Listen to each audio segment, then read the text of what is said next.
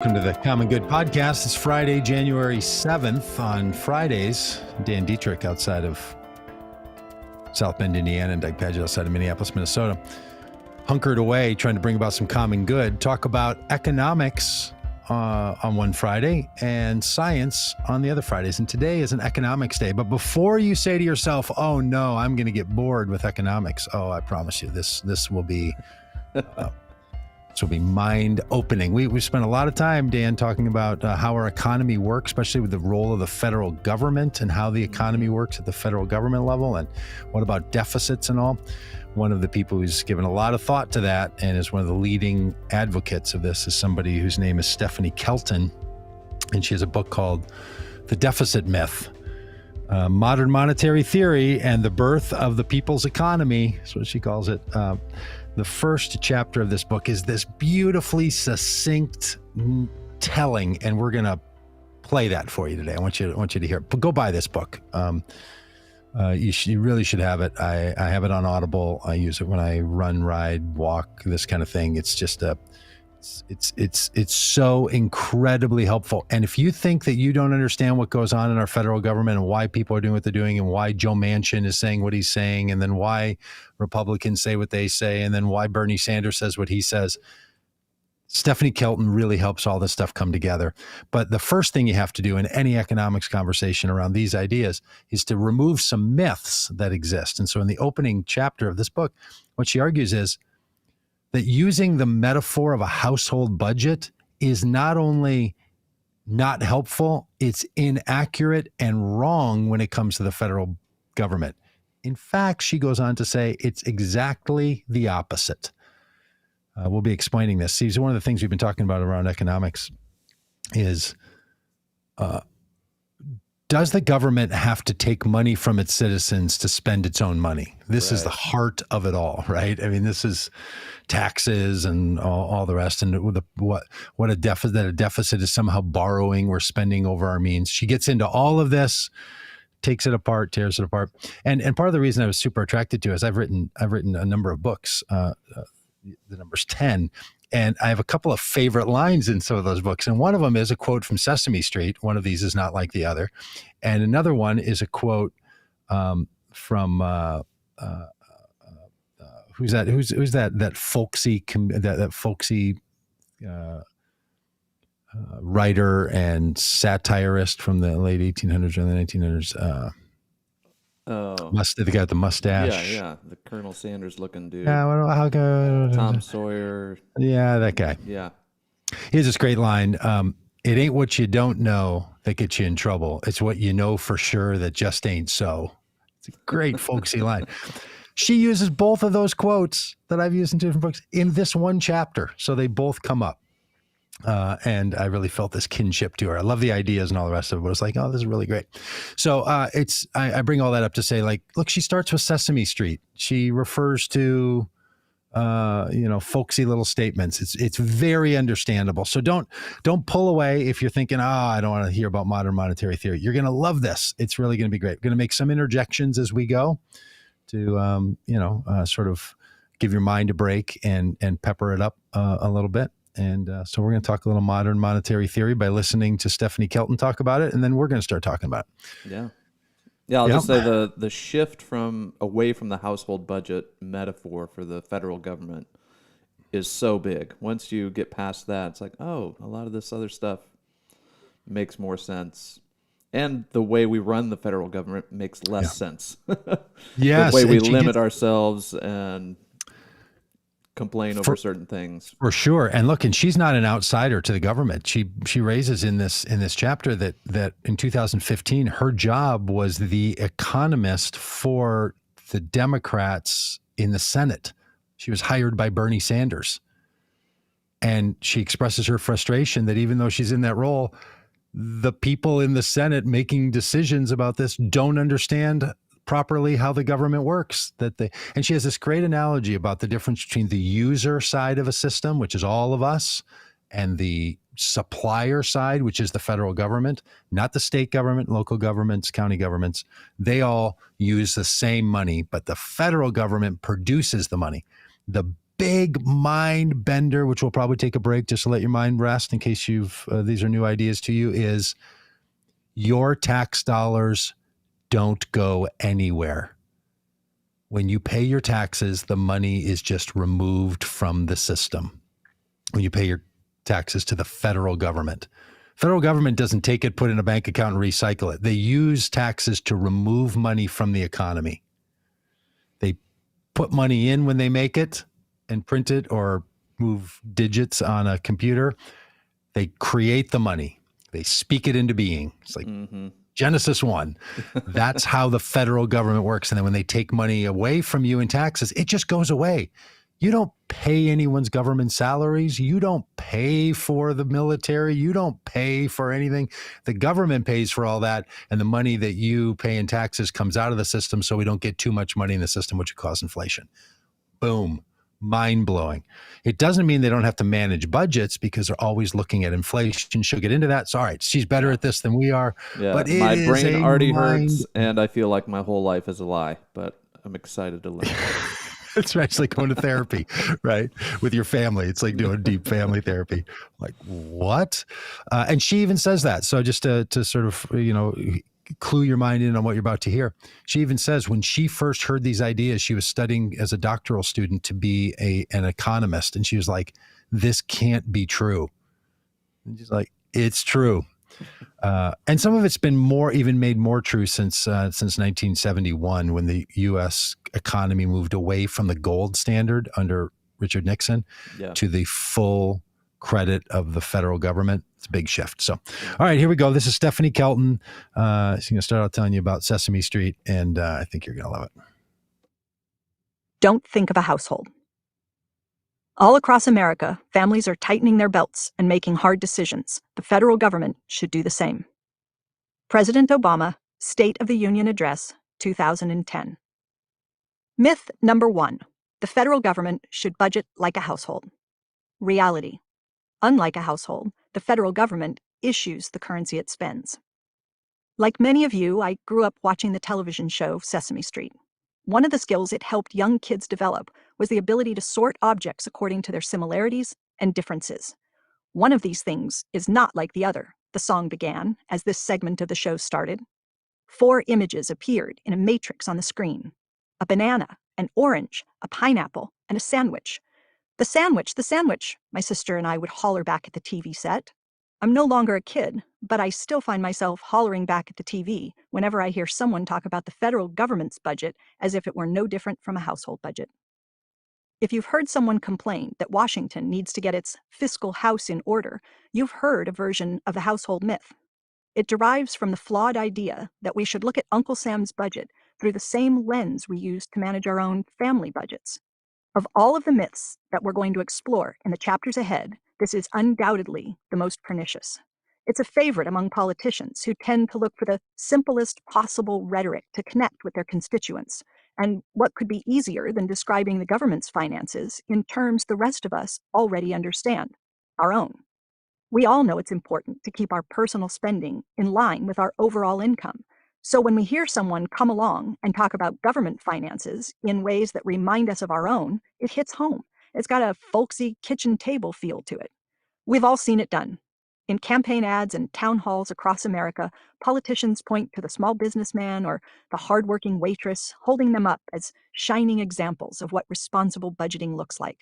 They empathize with the struggles of everyday Americans, reminding us that we all know what it's like to sit around the kitchen table and balance the family checkbook.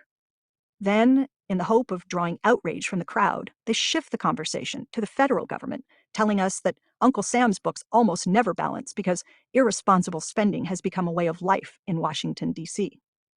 Stories like these resonate with us because the language is so familiar. We know that we're supposed to live within our means and arrange our finances so that we aren't spending more than we bring in. We know we need to set aside some savings for the future, and that we should be extra careful when it comes to borrowing money.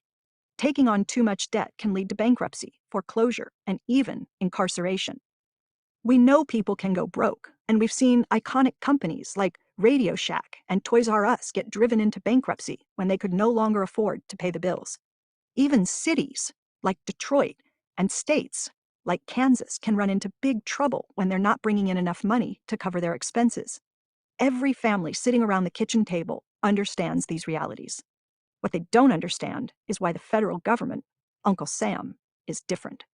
To understand why, we go right to the heart of MMT. Issuers versus users of currency. MMT takes as its starting point a simple and incontrovertible fact. Our national currency, the US dollar, comes from the US government, and it So this little point she's about to make, this difference between users and providers, this is so essential. So if you're sort of finding your rhythm to her presentation, focus in on this one for a second, because this is really gonna grab you. can't come from anywhere else, at least not legally. Both the U.S. Treasury and its fiscal agent, the Federal Reserve, have the authority to issue the U.S. dollar. This might involve minting the coins in your pocket, printing up the bills in your wallet, or creating digital dollars known as reserves that exist only as electronic entries on bank balance sheets. The Treasury manufactures the coins, and the Federal Reserve creates the rest. Once you appreciate the significance of this reality, you will be able to unravel many of the deficit myths on your own. Even though you may not have given it much thought before, something inside you probably already understands this basic truth. I mean, think about it. Can you create US dollars? Sure, you can earn them, but can you manufacture them? Maybe with high-tech engraving equipment, you could set up shop in your basement and produce something that looks very much like the US dollar. Or maybe you could hack into the computer at the Federal Reserve and type up some digital dollars. But we both know you'll end up in an orange jumpsuit if you get caught trying to counterfeit the currency. That's because the U.S. Constitution grants the federal government the exclusive right to issue the currency. As the Federal Reserve Bank of St. Louis put it, the U.S. government is the sole manufacturer of dollars. The term monopoly refers, of course, to a market in which there is only one supplier of some product. Since the federal government is the sole manufacturer of US dollars, we can think of it as having a monopoly over the dollar itself. It's kind of like being given a super copyright, one that never expires, over the ability to make additional copies of the dollar. It's an exclusive power articulated by our founders. It's not something households, businesses, or state and local governments can do. Only the federal government can issue our currency. Everyone else is merely a currency user. It's a special power that must be exercised with great care. Going back to Sesame Street, we can easily identify which of the things in Exhibit 1 in the accompanying PDF is not like the others. The distinction between currency users and the currency issuer lies at the heart of MMT. And as we will see in the sections ahead, it has profound implications for some of the most important policy debates of our time, such as healthcare, climate change, Social Security, international trade, and inequality. To take full advantage of the special powers that accrue to the currency issuer, countries need to do more than just grant themselves the exclusive right to issue the currency. It's also important that they don't promise to convert their currency into something they could run out of, for example, gold or some other country's currency. And they need to refrain from borrowing, that is, taking on debt in a currency that isn't their own. When a country issues its own non-convertible fiat currency and only borrows in its own currency, that country has attained monetary sovereignty. Countries with monetary sovereignty, then, don't have to manage their budgets as a household would. They can use their currency issuing capacity to pursue policies aimed at maintaining a full employment economy. Sometimes people ask me whether MMT applies to countries outside the United States. It does. Even though the US dollar is considered special because of its status as the global reserve currency, lots of other countries have the power to make their monetary systems work for their people. So if you're listening to this audiobook outside the USA, don't assume that there are no important lessons here for you and your country. On the contrary, MMT can be used to describe and improve the policy choices available to any country with a high degree of monetary sovereignty. The US, Japan, the UK, Australia, Canada, and many more. And as we'll see in Chapter 5, MMT also offers insights for countries with little or no monetary sovereignty, nations like Panama, Tunisia, Greece, Venezuela, and many more. MMT helps us to see why countries that fix their exchange rates, like Argentina did until 2001, or who take on debt denominated in a foreign currency, like Venezuela has done, undermine their monetary sovereignty and subject themselves to the kinds of constraints faced by other currency users, such as Italy, Greece, and other Eurozone countries. When countries with little or no monetary sovereignty fail to prioritize budget discipline, they can face unsustainable debts just like a household. In contrast, the United States never has to worry about running out of money. It can always pay the bills, even the big ones. The US can't end up like Greece, which gave up its monetary sovereignty when it stopped issuing the drachma in order to use the euro. America is not dependent on China or anyone else for financing. Most importantly, having monetary sovereignty means that a country can prioritize the security and well-being of its people without needing to worry about how to pay for it. Thatcher's backward dictum. Tabs. T-A-B followed by S. In a now famous speech from 1983, British Prime Minister Margaret Thatcher declared that the state has no source of money other than the money people earn themselves. If the state wishes to spend more, it can only do so by borrowing your savings or by taxing you more. This was Thatcher's way of saying that the government's finances were constrained in the same way our personal finances are constrained. In order to spend more, the government would need to raise the money. We know that there is no such thing as public money, she added. There is only taxpayer money. If the British people wanted more from their government, they would have to foot the bill. Was it an innocent mistake or a carefully crafted statement designed to discourage the British people from demanding more from their government? I'm not sure. Regardless of her motives, Thatcher's remarks concealed the currency-issuing power of the state. More than 3 decades later, political leaders in currency-issuing nations like the UK and the US still talk as though we, the taxpayers, are the ultimate source of the government's money. As former British Prime Minister Theresa May put it more recently, the government doesn't have a magic money tree. Unless they take... So this is the essential argument she's trying to debunk, that the money the government has, it gets from taxes, gets from its people. And I think she's doing a nice job, but just to sort of focus in on that for a minute. Not only do most all of us believe it, that's what Barack Obama said. She quotes him at the beginning and in the introduction to the book. Is actually a long bit of what Barack Obama said, that all politicians talk like this. And it's a little unclear if people know that that's not how it works, that the government moves the money, that creates the money that it moves around. Or if they know that's how it works and they want to continue to use it as a political tool. Yeah, she's going to get into the one of the people she worked with in Congress, a Republican, worked previously in his own business that was a shoe sales business and had accounts receivable and bank accounts and money going out and had to balance his business budget, and then worked for the state of Wyoming, where they also had a mandate to balance the budget because states have to do this.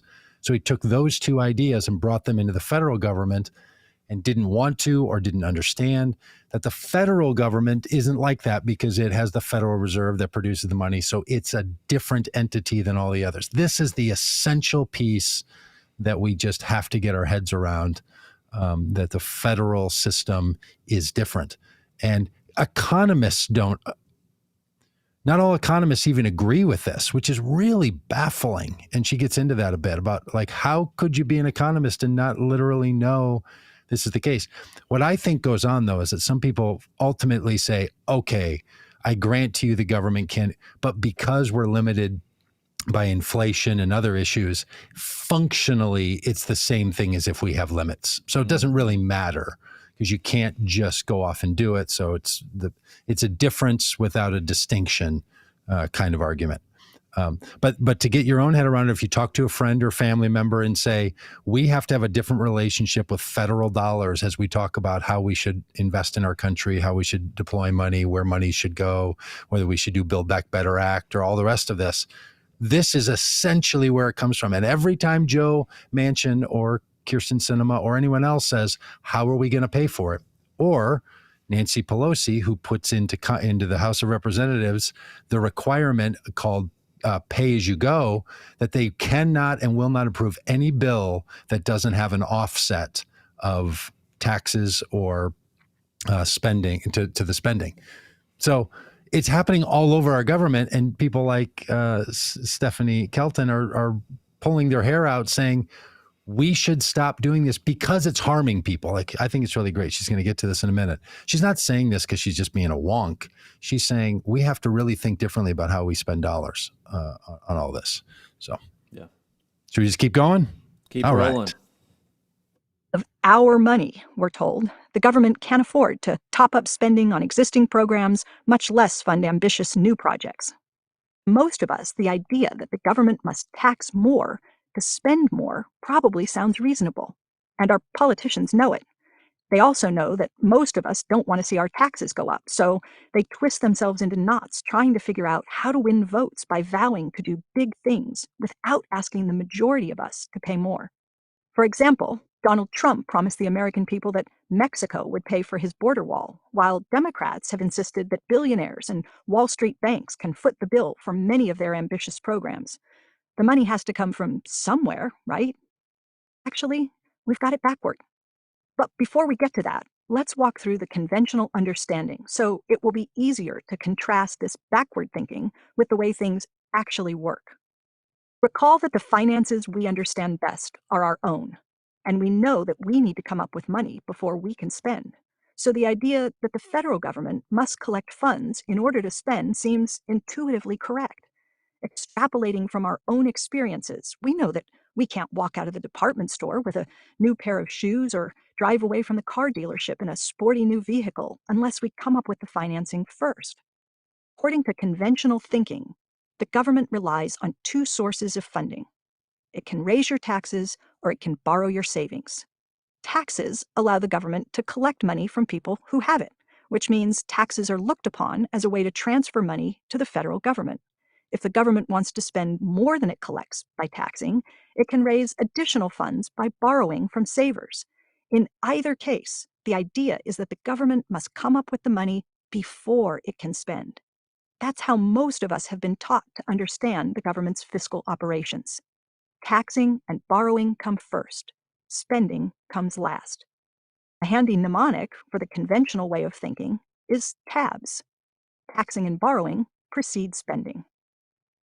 Because we've been trained to believe that, like each of us, the government must find the money before it can spend, everyone becomes obsessed with the question, how are you going to pay for it?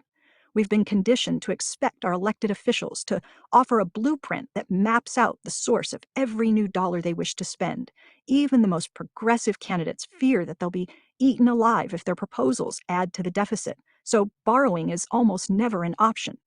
To show that their policies won't add to the deficit, they hunt for ways to squeeze more tax revenue out of the economy, usually targeting those who can most easily afford to pay more. For example, Senator Bernie Sanders insists that a financial transactions tax will cover the cost of making public colleges and universities tuition-free, and Senator Elizabeth Warren claims that a 2% tax on fortunes above $50 million would raise enough revenue to wipe out student debt for 95% of students and also pay for universal childcare and free college. In both cases, the goal is to demonstrate that everything can be paid for by taxing the richest people in America. As we'll see in the chapters ahead, there's often room to fund new programs without the need for higher taxes. Adding to the deficit shouldn't be looked upon as taboo. Taxes are critically important, but there's no reason to assume the government must raise taxes whenever it wants to invest in our economy. In practice, the federal government almost never collects enough taxes to offset all of its spending. Deficit spending is the norm, and everyone in Washington, D.C. knows it.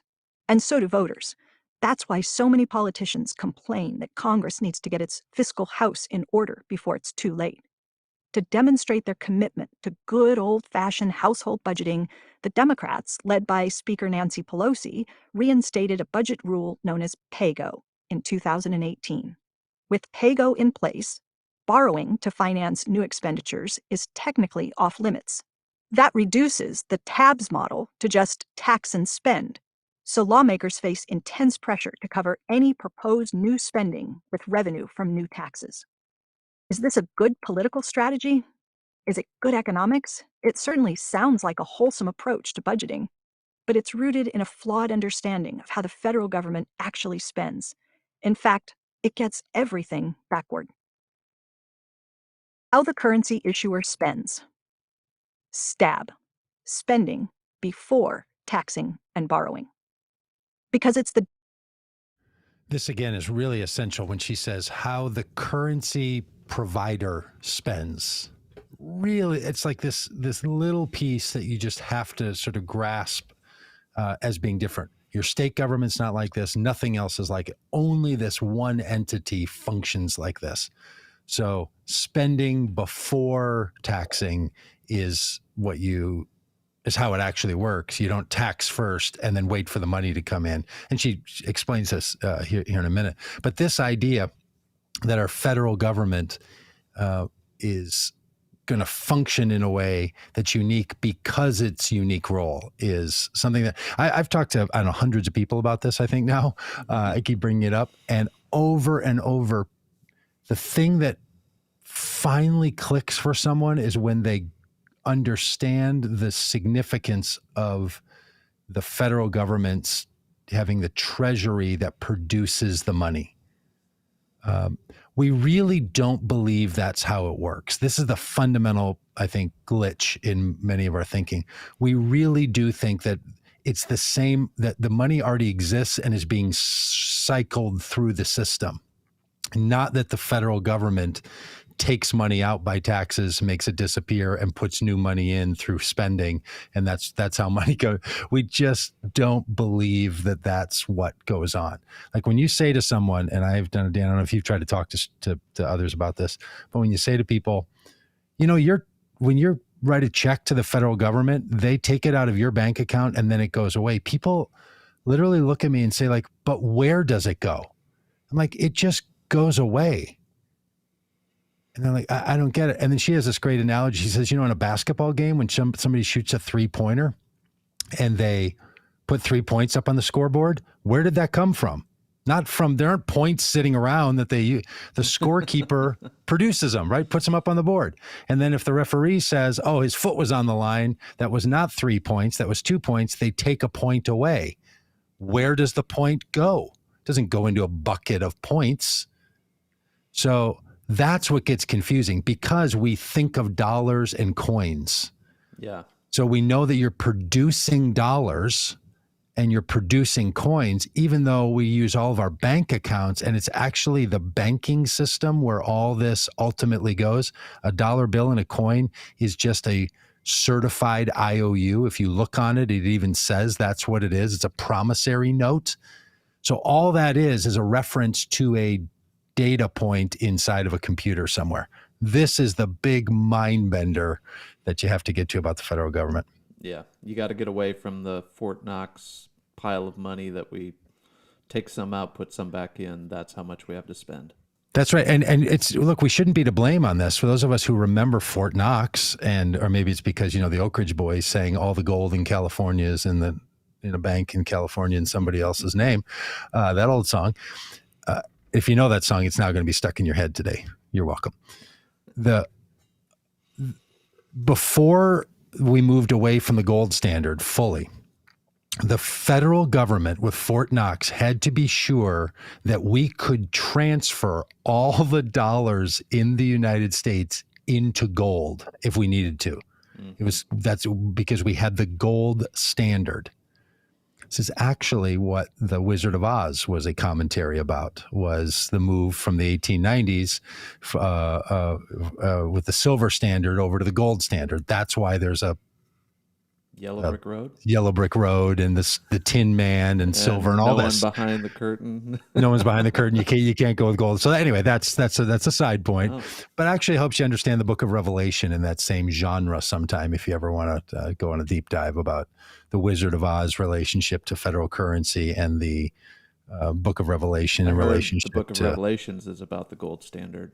It's actually, it's about modern monetary theory, if you really pick it apart, right? And how Gog and Magog is actually Donald Trump and Mar-a-Lago. But we digress.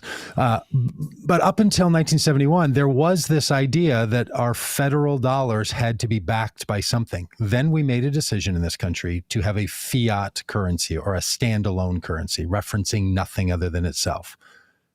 That established a different way of spending. The reason we did that in the government is because we realized we're going to spend more money as a country than there is gold. You can't do that.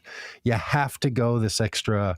You have to have the ability to generate money ex nihilo, out of nothing, which is what the Federal Reserve is able to do. And then uses banks, gives banks charters, and chartered banks then are the dispensaries of the money created by the Federal Reserve. So the Federal Reserve gives money to banks for them to then lend out to people. They're the dispensary sides of that. So that's what it means to have a bank charter, which is why if you're watching Billions, you know how important it is for Bobby Axelrod to get a bank charter if you're into that television show.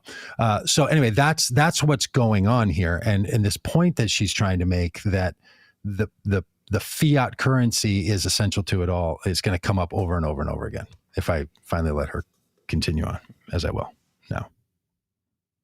Way of thinking, most of us probably carry a version of the tabs model in our minds, even if we have never spent a moment of our time thinking about the inner workings of the federal budget. We probably believe that the government needs our money to help pay the bills. We might even feel a bit patriotic about the check we send off to the Internal Revenue Service every April, proud to have done our small part in building low-income housing, paying our men and women in uniform, and supporting our farmers with generous subsidies. I hate to be the bearer of uncomfortable news, but that's not what's actually happening. If you're not already doing so, you should probably sit down. Are you ready? Your taxes don't actually pay for anything, at least not at the federal level. The government doesn't need our money. We need their money. We've got the whole thing backward. When I first encountered this way of understanding how taxing and spending work in actual practice, I recoiled. It was 1997, and I was midway through a PhD program in economics when someone shared a little book called Soft Currency Economics with me. The book's author, Warren Mosler, was a successful Wall Street investor, not an economist, and his book was about how the economics profession was getting almost everything wrong. I read it, and I wasn't convinced. According to Mosler, the government spends first, and then taxes or borrows. That sequencing turns Thatcher's dictum completely around, reordering the mnemonic to give us STAB, spending before taxing and borrowing. By Mosler's reasoning, the government doesn't go around looking for someone else to pick up the tab. It just spends its currency into existence. Warren saw things that most economists were missing. To many of us, his ideas initially sounded completely original, but most weren't. They were only new to us. It turns out they could be found, and we found them, in canonical texts, like Adam Smith's Wealth of Nations, or in John Maynard Keynes's 2-volume classic, A Treatise on Money. Anthropologists, sociologists, philosophers, and others had long ago arrived at similar conclusions about the nature of money and the role of taxes, but the economics profession had largely lagged behind. Mosler is considered the father of MMT because he brought these ideas to a handful of us in the 1990s. He says he doesn't know how he came up with this way of understanding taxing and government spending, but that it just struck him after his years of experience working in financial markets. He was used to thinking in terms of debits and credits because he had been trading financial instruments and watching funds transfer between bank accounts. One day, he started to think about where all those dollars must have originally come from. It occurred to him that before the government could subtract, debit, any dollars away from us, it must first add, credit them. He reasoned that spending must have come first. Otherwise, where would anyone have gotten the dollars they needed to pay the tax? Although the logic seemed infallible, I felt certain his story couldn't be right. How could it? It turned everything I thought I understood about money, taxes, and government spending on its head. I had studied economics with world-renowned economists at Cambridge University, and none of my professors had ever said anything like this. In fact, all of the models they taught me were compatible with Thatcher's dictum that governments must tax or borrow before they can spend. Was it really possible that nearly everyone had it wrong? I had to find out. In 1998, I visited Mosler at his home in West Palm Beach, Florida, where I spent hours listening to him explain his thinking. He began by referring to the US dollar as a simple public monopoly. Since the US government is the sole source of dollars, it was silly to think of Uncle Sam as needing to get dollars from the rest of us. Obviously, the issuer of the dollar can have all the dollars it could possibly want. The government doesn't want dollars, Mosler explained. It wants something else. What does it want? I asked. It wants to provision itself, he replied. The tax isn't there to raise money. It's there to get people working and producing things for the government. Okay, this idea, the reason there are taxes, the function of taxes is not to get money for the federal government. It's to cause human behavior. This is what's essential. The people I actually now remember first hearing all of this from were Republicans, funny enough, who would say the reason we have to get rid of our taxes is because taxes are fundamentally about trying to control human behavior in our economy. And it's not the government's business. The government shouldn't be rewarding some people and penalizing others. Like taxes are reward and punishment systems. We should get rid of taxes. The anti-tax, low tax, no tax crowd actually understands how the federal government works. They just don't ever tell you that, right? They then just bring up like, well, we're going to have deficits and go broke when it's Democrat agenda ideas, and they increase spending when it's Republican ideas. It's just sort of what has gone on. But this idea that the federal government uses taxes for two things: control inflation, she'll talk about that in a minute, but first is to control behavior, has to create a demand so that there's enough fuel in the economy for people to be sharing.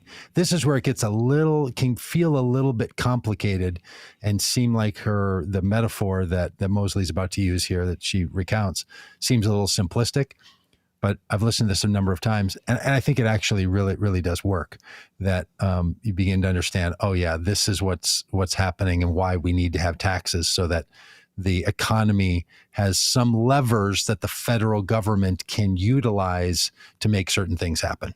Yeah, I think Brian's getting at that in the comments. He says, is tax, that is removing money from the system, the methodology that keeps the value of the dollar controlled. Without removing money from the system, the Fed's creation of more money would drive up inflation and reduce the value of the dollar. I think that's kind of getting at it. This is one of the levers that controls, in theory, inflation. Absolutely. I think Brian just, maybe if he hasn't listened to chapter 2 of the book yet, he has summarized it right there. She actually gives 3 or 4 reasons why we should have taxes. Only one of them makes any sense to me, which is this one. I barely even believe in the government has to try to manipulate people's behavior. And the idea that we're going to redistribute money from the wealthiest people so they don't have political power anymore just is functionally not possible. If you tax somebody at 30%, but they have 90% of the wealth, they still have 90% of the wealth. Yeah. Like you can't tax enough to get the super wealthy to not have a disproportionate amount of control. They keep bringing this one up. It's a big thing for people who hold to this theory. And I just think it's too small of an amount that to actually make that work. If it was a 90% tax, which we used to have in the 1920s and 30s, that might do the trick. But we're nowhere near that, and no one's even advocating that, right? Because we don't want to pull all that money out of the economy. Yeah, but Brian's right. It's that's what we're trying to do is prevent inflation. But here she gives this nice little illustration about how the federal government works as a fiat by this thing that Mosley did with his own children. So here we go. Kinds of things, I asked. A military, a court system, public parks, hospitals, roads, bridges, that kind of stuff. To get the population to do all that work, the government imposes taxes, fees, fines, or other obligations. The tax is there to create demand for the government's currency. Before anyone can pay the tax, Someone has to do the work to earn the currency. My head spun. Then he told me a story. Mosler had a beautiful beachfront property with a swimming pool and all the luxuries of life anyone could hope to enjoy. He also had a family that included 2 young kids. To illustrate his point, he told me a story about the time he sat his kids down and told them he wanted them to do their part to keep the place clean and habitable. He wanted the yard mowed, beds made, dishes done, cars washed, and so on. To compensate them for their time, he offered to pay them for their labor. 3 of his business cards if they made their beds, 5 for doing the dishes, 10 for washing a car, and 25 for tending to the yard work. Days turned into weeks, and the house became increasingly uninhabitable.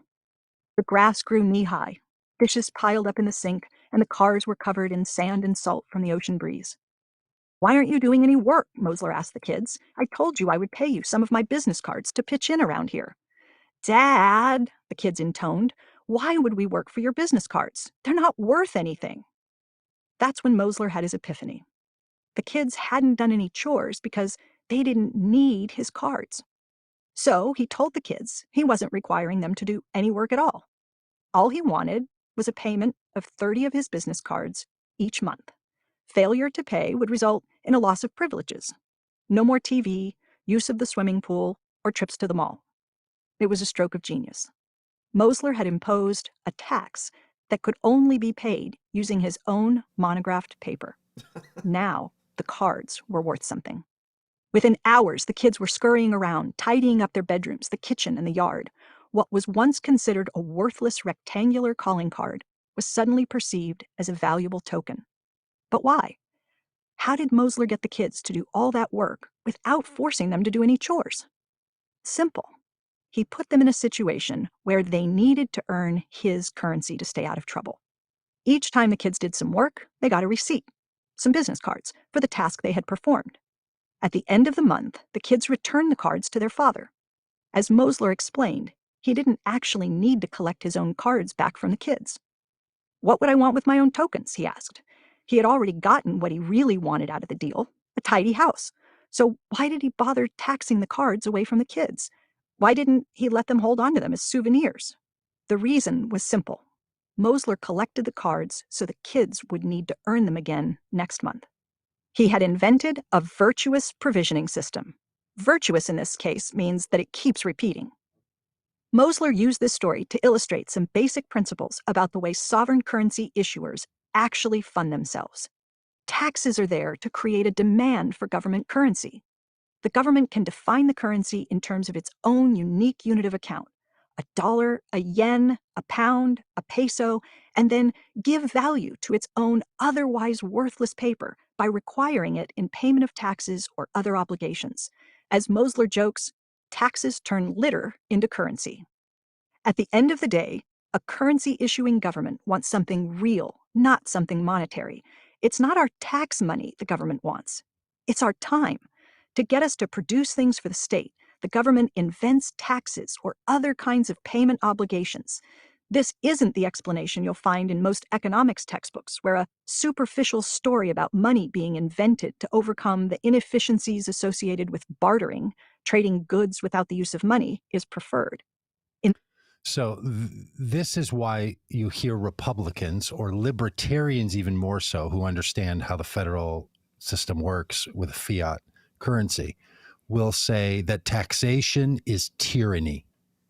Because what they're arguing is when the government taxes us, they're doing it to make us work for the government. They're putting the government at the center of things.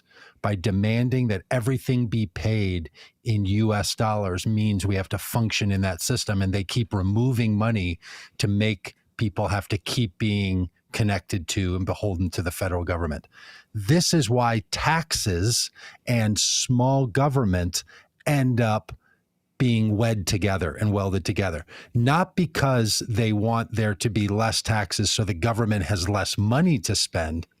They want less taxes so the government has less demand to make you do the proverbial chores, to be in service of the government. If you're a libertarian and you're listening to this, I mean, your mind would be You'd be furious, This right? is also an example of a case where people on the far left and the far right, if you keep going far enough, you come back together on the other side of the world, and you find yourself both mad that there's taxes. Both mad that there's taxes because there's a view of the role of government. And ultimately, that's where all this is leading to, is what should be the preferred role of the government. And when you hear her say, well, the reason that, the government's going to have taxes is so that we all stay performing for the government. So we have these things. It's like, whoa, hang on a minute. Why don't you just put a whole bunch of money in and just keep putting money in and only take money out if there's too much in there, and find some. I mean, I honestly have this question for all the people who understand this. I'm going to ask Professor Kaboub or Stephanie Kelton when I have a chance. Why not just find another mechanism to remove money and slow down inflation? Like, why don't we do that? Because all of this personal pressure, it's really quite irritating. Like, now that I know that when I have to pay federal taxes, federal income tax, it's like that money is just like, that's just so we don't have inflation. That's crazy talk. Like, we already have a system now. Everybody's using the economy. We're using the dollar in our economy. There's no chance we're not going to do that. Is this really the best way to limit the money in the system, is to take it from me? So I think there's some real questions that are raised here. Which is no different than the question that was raised when I would think, like, so the $1,500 you're taking from me, you're going to make that a part of the $1 trillion you're spending? Like, really? You need mine? It makes somebody think cheating on your taxes isn't such a bad idea, right? When you start to really do the math. And so we've ended up with, like, paying taxes as some law or some civic duty that we have, instead of talking about this in ways that make a whole lot more sense to people about why we're doing this. And I just wish we would have these debates at the public level, and senators and congresspeople and others would have this conversation. I wish Joe Manchin would just say, I don't want to spend $2 trillion because I think that's putting too much in the economy without taking some out, and the pool is going to be over full. Instead of, like, I need a CBO rating that tells me if this, like, oh my goodness, without the essential explanation of why you're protesting something. All right, so she goes on. Should we keep going? Another minute or two? Keep going, yeah. 20? Story. Money is just a convenient device that sprang up organically as a way to make trade more efficient. I should say what she's doing here, and I interrupted her. She's saying this is why taxes. This is why we actually have them. Our currency is so that there'll be a system. She's saying what we're told in economics was that a barter system was replaced by a dollar system, and she's basically going to say that never existed. We never bartered. We always only did this. That's what she's doing. But I interrupted with my editorial there. So. Students are taught that barter was once omnipresent, a sort of natural state of being. Scholars of the ancient world have found little evidence that societies were ever organized around barter exchange. MMT rejects the ahistorical barter narrative, drawing instead on an extensive body of scholarship known as chartalism, which shows that taxes were the vehicle that allowed ancient rulers and early nation-states to introduce their own currencies, which only later circulated as a medium of exchange among private individuals. From inception, the tax liability creates people looking for paid work, also known as unemployment, in the government's currency. The government, or other authority, then spends its currency into existence, giving people access to the tokens they need to settle their obligations to the state. Obviously, no one can pay the tax until the government first supplies its tokens. As a simple point of logic, Mosler explained that most of us had the sequencing wrong. Taxpayers weren't funding the government. The government was funding the taxpayers. It started to make sense to me, at least in theory. I began to think of the government as the currency monopolist. Mosler's argument brought back childhood memories, in this case, playing the board game Monopoly with my family when I was just a kid. As I thought about the rules of the game, I began to see the parallels even more clearly. For one thing, the game can't begin until someone is put in control of the currency. The players don't pony up the money to get the game underway. They can't because they don't have it yet. the currency has to be issued before anyone can get it. After the initial dispensation, the players move around the board, buying property, paying rent, landing in jail, or drawing a card that instructs them to pay $50 to the IRS. Each time a player rounds the board, they receive a $200 payment from the person who controls the currency. Because the players are merely users of the currency, they can and do go broke. The issuer, however, can never run out of money. In fact, the official rules of the game literally read, "The bank never goes broke. If the bank runs out of money, the banker may issue as much more money as may be needed by writing on any ordinary paper." I thought about this idea of writing on paper to make money when I took my own kids on a tour of the U.S. Bureau of Engraving and Printing in Washington, D.C. If you haven't done it, I highly recommend it. It's eye-opening. You can schedule a tour on the government's own website, www.moneyfactory.gov. It's a far more sophisticated operation than making monopoly money by writing on any ordinary paper, but it amounts to much the same thing. It's one of the places where the issuer of our currency manufactures it. One of the first things I noticed was an enormous neon sign suspended high above the engraving equipment. The sign read, "We make money the old-fashioned way. We print it." Everyone wanted to take a picture of it, but photos aren't permitted on the tour. The crowd marveled at the sight as reams of uncut 10s, 20s, and $100 bills spun from the machines. Then someone said what we were all thinking. I wish I could do that. Alas, to avoid the orange jumpsuits, we need to leave the manufacturing to the U.S. Bureau of Engraving and Printing. Those notes make up part of the supply of U.S. currency. As those old mason jars full of pennies, nickels, and dimes on your grandmother's shelf attest, the government also issues U.S. currency in the form of coins.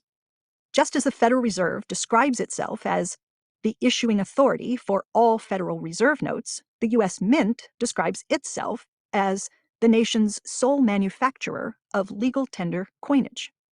Finally, the Federal Reserve issues digital dollars, known as bank reserves. These are created exclusively via keystrokes on a computer controlled by the government's fiscal agent, the Federal Reserve. When the Wall Street banks needed trillions of dollars to survive the 2008 financial crisis, the Fed effortlessly conjured them into existence using nothing more than a keyboard at the New York Federal Reserve Bank. To the average person, it might seem as though the government literally takes the bills rolling off its printing press or coins tumbling from its minting machines to pay its bills. Cable news shows certainly love the imagery of the mass production of money. They'll often air a story about government spending while running a video of newly manufactured dollars spewing from the printing press. But Federal Reserve notes and coins are mostly there for our convenience.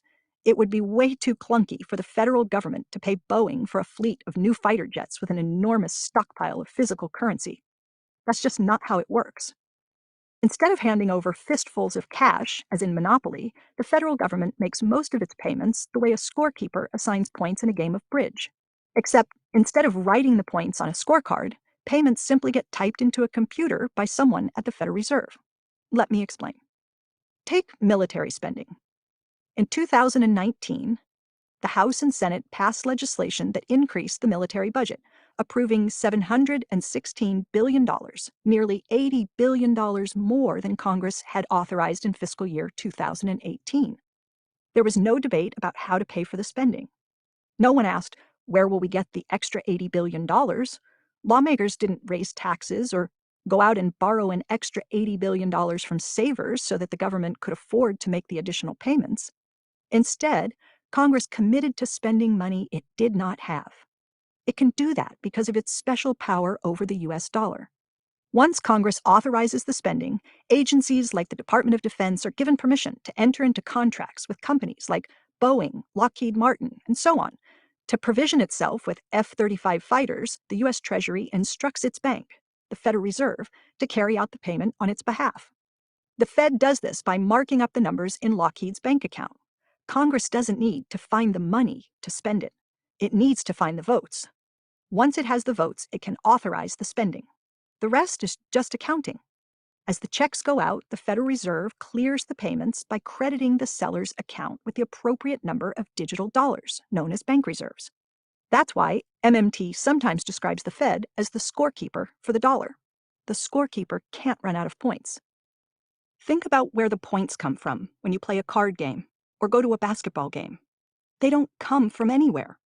They're just conjured into existence by the person doing the record keeping.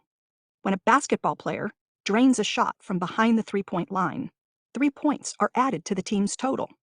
Does the scorekeeper reach into a bucket to get those 3 points? Of course not. The scorekeeper doesn't actually have any points. To record the 3-point shot, the scorekeeper simply changes the numbers up, and the bigger number lights up on the scoreboard. Now suppose the play gets reviewed, and the referees determine that the shot clock had run out. The points are taken away, but note that the arena doesn't actually collect anything back. It's just adding and subtracting points, the same way the federal government adds and subtracts dollars from the economy when it spends and taxes. Uncle Sam doesn't. I mean, right there it is. It just takes it away and it just goes to nowhere. That is something else. So when you pay your taxes, what you're doing is creating room for more government spending on other things than what you would spend it on, so that inflation and other issues are not impacted. And the funny thing is this, like, hey, money doesn't grow on trees. We don't have a magic money tree. It's like, no, that's way too much work. We have a keyboard, and we can literally just move a decimal and create billions of dollars. The technical word for that is quantitative easing, where they ease the quantity, the demand for quantity. That's where all these little phrases come from. So no, it doesn't grow on trees or in cotton fields. It just is, just a basic little tap, tap, tap, tap, tap. There you go. And the money exists. Yeah. It's really something. So this is where, again, you'll hear people, Republicans, say things like,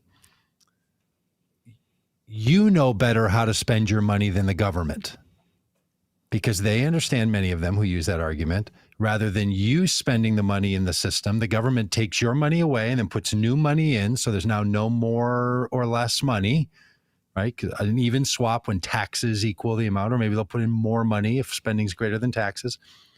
There's also borrowing, which comes in there, which is, she's going to get to that in a minute. But that exchange, then the government says, we're going to spend money on this bridge rather than you spending it on a fancy ring light for your radio show, right? That's a thing that they're doing. This is why they'll say, and this is what's confusing about libertarians and Republicans. On one hand, they'll say all this stuff, the government's tyranny when it takes your taxes, you know how to spend your money better than the government knows how to spend your money. But then they'll say, we don't have any money that doesn't come from you. They're only right on one half of this thing, and then Democrats and progressives are right on only one half of this thing. So if we could get together and be right on both halves of this thing, we could really have a different conversation about how we should function as a society. Yeah. So I think that's probably a good place to stop. What do you think, Dan? You kind of got it. I'd encourage you to. There's 27 minutes left in that chapter, by the way. So there's still a lot more to go. That is versions of the same theme. The thing she does get into, and we can deal with it in coming weeks, is the issue of inflation. Then she does a thing on borrowing or deficits, and why deficits are actually a crucially important thing. Because when we don't have any deficit, means we've taken out as much money as the government has put in. Well, that's a bad thing, right? Because then deficits don't mean the money the government owes. It's the difference between the amount that's come out and the amount that's gone in. Because they're not borrowing money. They're not going to China and getting Chinese yen and then bringing it to the U.S. They're just moving their own money around. What they mean by borrowing is they're going to say, hey, instead of us taking some money out of the economy right now and in taxes, how about if we say that if we take your money out now, we'll give you $1 out now, we'll give you $1.10 10 years from now. That difference right there, that 10-cent difference, that's what they call the deficit. So that's all that it is. And there's no problem because the government could just pay off its debts anytime it wants just by saying, okay, nobody owes anything anymore. I mean, which is frustrating about the student loan promise that Biden made. Because literally all he has to do is say, yeah, we're forgiving all these federal loans. When, maybe you remember during the Obama administration, I can't remember his first term or second term, they moved all federally backed student loans because there used to be private companies that, like mortgage companies, gave loans. So when I went to college, I got my loans and paid my loans back to a private entities who were backed by the federal government. What the Obama administration did, preparing for the time that we're in now, was to move the money away from those private entities, bought them out. So we're no longer going to back you. We're just going to, you'll actually take the loan from the federal government so that the federal government could just eliminate the loans without somebody's business being making money off of it, right? Mm-hmm. They were getting ready for this. They were preparing. It takes 10, 20 years to get ready for this. Now's the time to do it. Student loan would be a great thing. And the fairness argument is real. Like, I had to pay back all my student loans. So if you don't, then it's kind of like, oh, how does that work? Well, solve that with a tax credit, right? Go back and find the loans that I paid, and I get that money back in a tax credit of some variety, right? So there's a way to get to all of this stuff because there's enough money to do whatever we want to do.